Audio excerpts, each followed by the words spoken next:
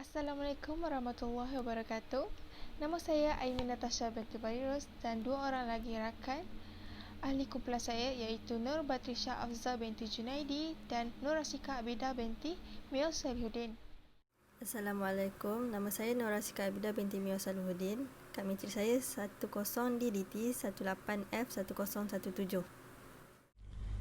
Nama saya Nur Batrisha Afza binti Junaidi. Kad matrik saya 10 DDT 18F1057. Tajuk projek kami ialah Parcel Delivery App using SMS Notification for COTL PSP di bawah siliaan Puan Yuvanes, anak perempuan Kupan. Pengenalan projek. Politeknik Seberang Perai menyediakan perkhidmatan JNT Express yang dikendalikan oleh COTL iaitu Center of Technology Logistik Politeknik Seberang Perai. COTL ini terletak di bangunan logistik Jabatan Perdagangan Politeknik Seberang Perai. Semua yang berkaitan dengan perkhidmatan JNT akan diuruskan di bawah COTL. COTL ini diuruskan oleh beberapa pensyarah logistik dan beberapa pelajar logistik itu sendiri. COTL ini beroperasi bermula dari hari Isnin hingga Jumaat pada jam 8 pagi hingga 5 petang. COTL ini juga diwujudkan bagi memudahkan pengguna JNT yang berada di dalam Politeknik Seberang Perai. Bungkusan yang akan dihantar ke COTL Politeknik Seberang Perai akan dihantar dahulu ke JNT Express Sunway Carnival. Setelah itu, bungkusan-bungkusan itu perlu dihantar mengikut waktu yang ditetapkan iaitu pada pukul 1 petang dan 5 petang. Oleh itu, hal ini bersesuaian dengan matlamat pertama kami iaitu dengan melaksanakan pemberitahuan secara SMS kepada pengguna mengenai bungkusan yang telah tiba serta memperbaiki pengurusan bungkusan yang ada di pejabat di COTL Politeknik Seberang Perai. Matlamat kedua kami ialah untuk menyenangkan kerja-kerja yang akan diawasi oleh pelajar logistik menggunakan aplikasi untuk memasukkan maklumat-maklumat yang berkaitan dengan penerima bungkusan itu. Objektif projek. Objektif projek kami mempunyai 3 objektif iaitu yang pertama ialah untuk menggantikan kaedah manual penyimpanan data oleh pihak COTL. Yang kedua ialah untuk membangunkan sistem pemberitahuan ketibaan dan kelewatan bungkusan melalui SMS dan aplikasi untuk mengira denda jika terlewat mengambil barang.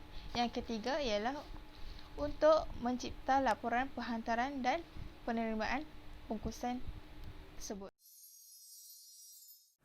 Kes COVID-19 kini semakin meningkat di utara. Oleh kerana itu, pelajar Politeknik Seberang Perai tidak dibenarkan keluar dari kawasan Politeknik. Disebabkan pelajar Politeknik yang tinggal di asrama tidak dapat keluar dari kawasan Politeknik, mereka terpaksa membeli barang keperluan harian mereka dengan menggunakan perkhidmatan pembelian atas talian. Contohnya seperti Lazada dan Shopee.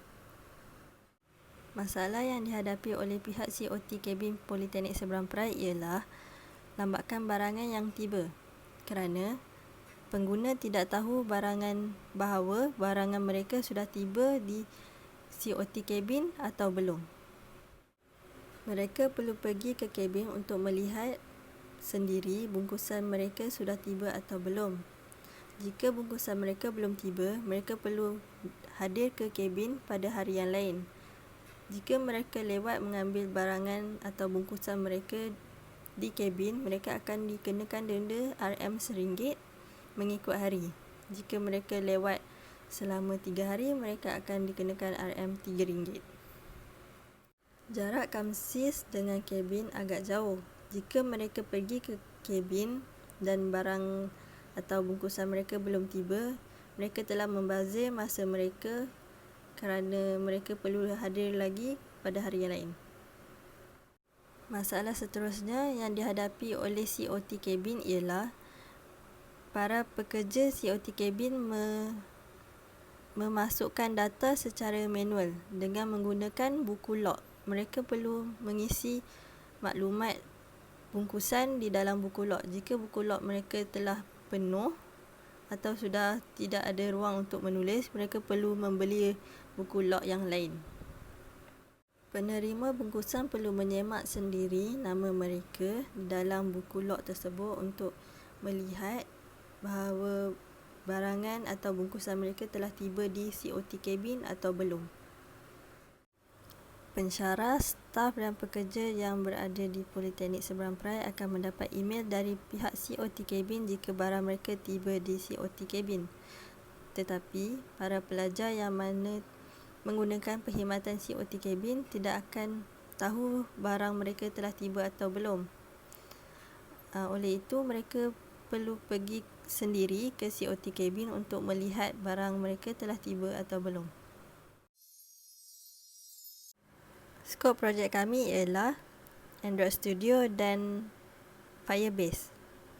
Android Studio juga merupakan salah satu pelatar yang digunakan untuk membina aplikasi.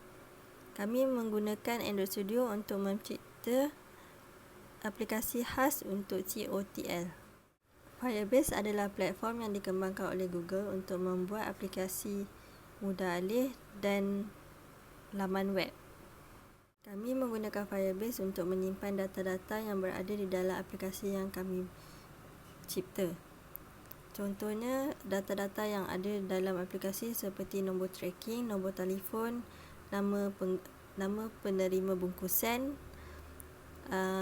dan nama-nama pekerja yang berada di COTL.